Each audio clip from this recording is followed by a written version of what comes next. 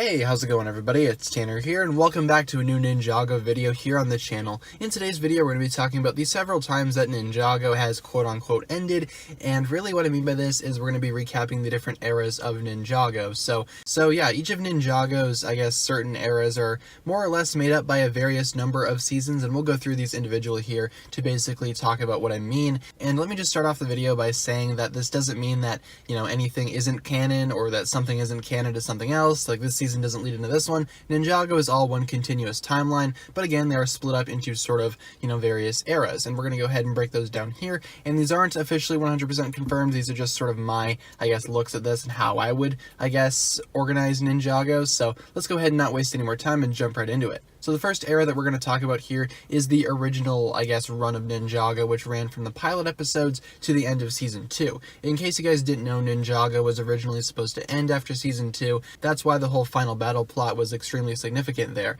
It was supposed to be the finale of the series. So from the pilots to Season 2, that is what I would consider the first era of Ninjago. The second era of Ninjago is actually a little bit longer. It starts with Season 3 and goes all the way up until Season 7. So those several seasons in there sort of make up, the second era of Ninjago in my own mind, and this is basically Ninjago's revival when it came back, and arguably when it had its basically highest point. I mean, I don't think anybody can really argue that Seasons 3, 4, 5, and 6 were some of the better ones that Ninjago had to offer. I mean, Day of the Departed was in there too, and that really wasn't too great. Hands of Time definitely had some issues as well, but overall, a lot of people really consider this era to be one of the strongest in the entire series, and for good reason. It definitely made a name for itself, and those several seasons together definitely, make up one of the, again, strongest points of the Ninjago series. There's a little bit of a gap in between the second and third eras of Ninjago, in my opinion, and that gap comes in the form of the Lego Ninjago movie. This movie has no relevance to the TV show whatsoever, but it definitely bridged the gap in between the second era of Ninjago and the third era.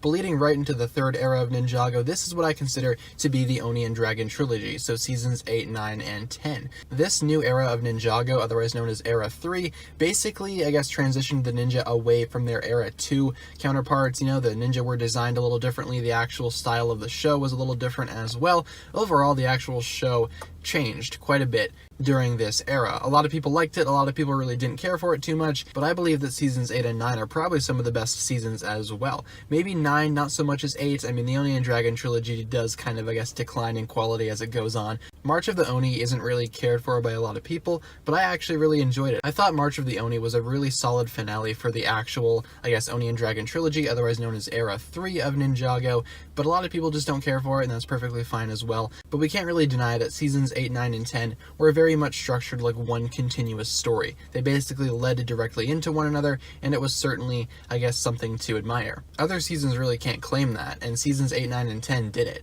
Now we move into the current era of Ninjago, otherwise known in my mind as Era number 4. Now this era consists of one thing only at this point, and that is Secrets of the Forbidden Spinjitzu. The most recent Ninjago season to come out, and the one that's still airing to this day as of the time of recording this video. This season is Season 11, and it makes up, the only, populated area of the Era 4 chapter of Ninjago. I mean, it's certainly alone, but everything else following Season 11 will probably be, incorporated into this era somehow. Now I consider this to be a huge transition away from Season 10, and that of course creates the gap in between Eras 3 and 4. Now the reason I go ahead and split them this way is because Secrets of the Forbidden Spinjitzu is definitely a lot different from the previous Ninjago seasons. For one, it's animated by a completely different studio, and the episode format has changed as well. So we can't really call it a part of Era 3 or the Oni and Dragon trilogy because it's definitely not a part of that story. It's basically its own story, and it definitely follows that, though. It's not a reboot, it's not like a remake or anything like that. It still follows the exact same timeline, except it creates a brand new era in the entirety of the show's plot. At least that's what it is in my mind. There's not really, a confirmed way to actually break this down, but this is kind of how I view it in my mind. Again, you might think a little differently, and that's okay, but overall, I mean, that's pretty much it for my, timeline of the Ninjago eras. Just to recap, we have Era 1, which of course represents the pilot season up until Season 2.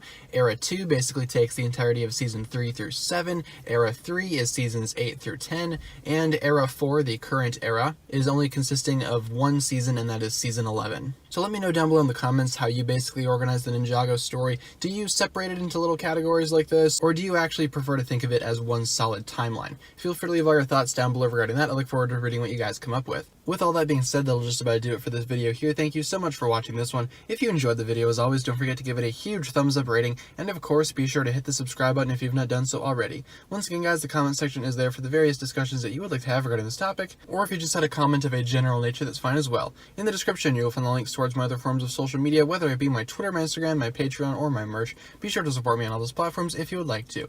With all that being said, you guys, thank you so much for watching this video once again. My name is TannerFishies, and with that, I bid you farewell.